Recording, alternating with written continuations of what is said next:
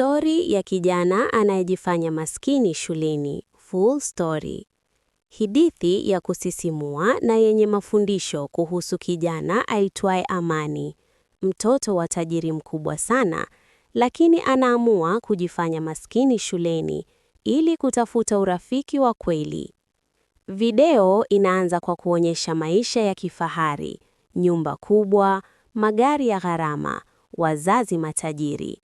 Amani anaonekana hana furaha licha ya utajiri wote.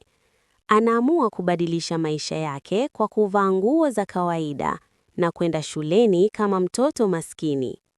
Shuleni wanafunzi wengi wanamcheka, wanamdharau na kumuita majina mabaya kwa sababu ya muonekano wake. Amani anaumia kimoyo, lakini anavumilia. Katikati ya kejeli zote, anatokea mvulana mmoja aitwaye Juma, ambaye anamkaribisha kwa moyo safi, anamsaidia na kuwa rafiki yake wa kweli bila kujali hali yake.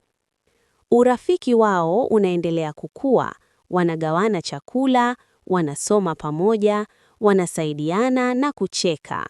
Amani anaanza kuona furaha ya kweli kupitia urafiki huo. Siku moja, wanafunzi wengine wanamnyanyasa Amani zaidi. Juma anasimama kumtetea kwa ujasiri, hata kama itamletea matatizo.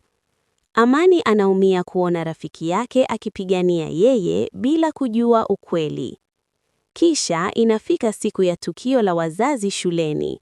Ghafla, wazazi wa Amani wanakuja na magari ya kifahari. Ukweli unafichuka. Amani si maskini, bali ni mtoto wa tajiri mkubwa. Wanafunzi wote wanashangaa na kubadilika ghafla. Wale waliokuwa wanamcheka wanaanza kujipendekeza kwake kwa sababu ya utajiri wake. Lakini Amani anakataa urafiki wao wa kinafiki na anaamua kubaki na Juma, ambaye alimpenda akiwa hana kitu. Mwisho wa video inaonyesha Amani akimshukuru Juma kwa urafiki wa kweli, na wawili hao wakitembea pamoja kwa furaha, wakionyesha kuwa urafiki wa kweli hauhitaji pesa, bali moyo wa dhati. Je, wewe umejifunza kitu hapo?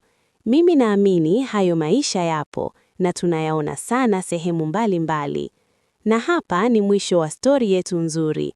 Nikukumbushe tu usisahau kusubscribe my channel na kubonyeza alama ya kengele. Asante sana kwa ushirikiano wako.